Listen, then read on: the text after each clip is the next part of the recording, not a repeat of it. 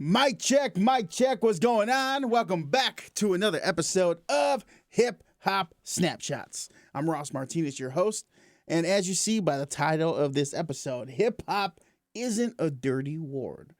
So let's address the elephant in the room. Somewhere along the timeline, hip hop became a word people tiptoe around.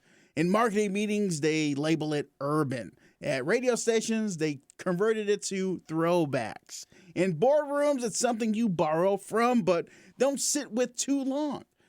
They think hip-hop is dangerous, it's messy, it's unpredictable.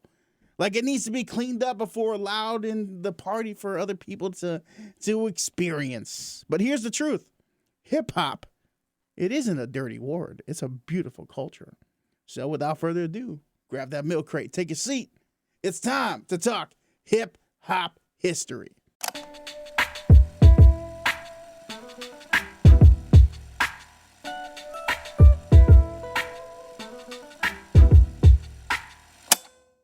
One of the biggest lies we tell ourselves is that hip-hop is supposed to sound like one thing. It never has.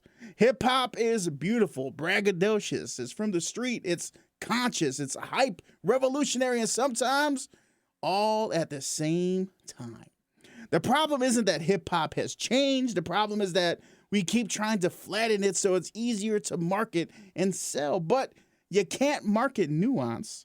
You can't put a price tag on contradiction. So the culture gets boxed into eras and sounds and slogans, and that's how hip-hop becomes throwbacks.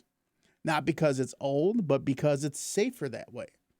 Now, let me put myself on the table here and be completely honest with you. I love boom bap hip hop. Always have. That's how I was introduced to hip hop.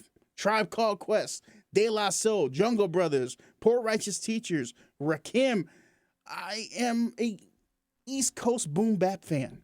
I came up on the lyricism, on drums that knocked and bars you had to rewind a couple times to understand the nuance of it. And yeah, I've been very vocal about not liking certain parts of modern hip hop. I've rolled my eyes at mumble rap. I've dismissed artists like Drake.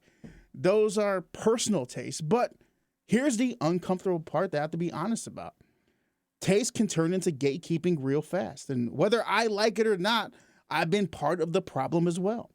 Loving one part of hip hop doesn't give me ownership over all of it. And that's the God honest truth.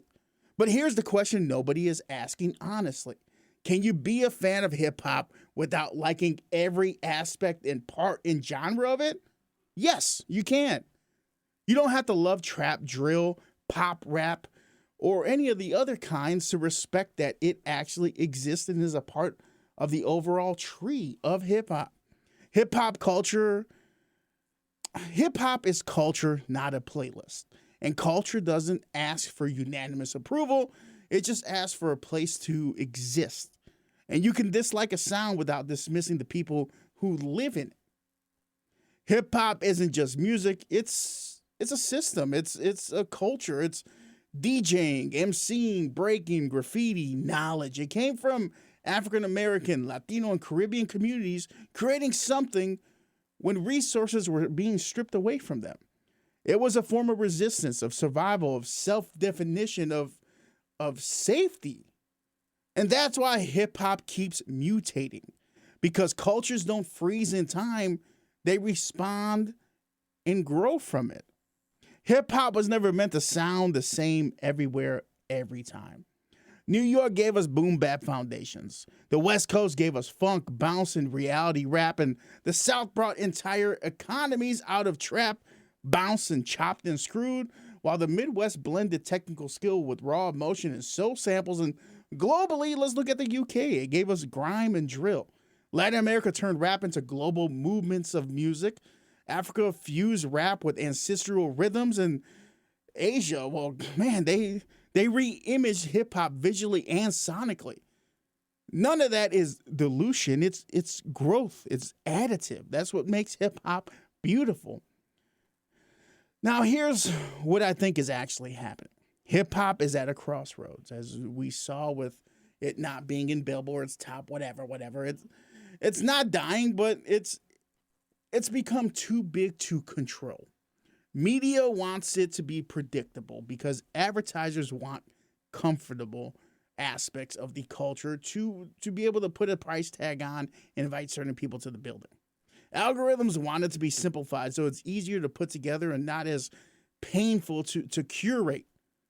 But hip hop has never been comfortable. It thrives on error, on experimentation, on things going wrong and not fitting on the beat all the time. Shout out to Jay Dilla.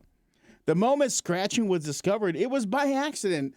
And that's when hip hop told us who it was. The more you try to refine it, the more soul you squeeze out of it. Hip hop doesn't need to be defended. It needs to be understood and just let to breathe and grow. You don't have to love every sound. You don't have to agree with every direction it goes. But you do have to stop treating hip hop like a problem to manage instead of a culture to just respect. Hip hop isn't a dirty word. It's a living, breathing language. And like all living things, it grows, it argues, it contradicts itself. But more importantly, it keeps moving.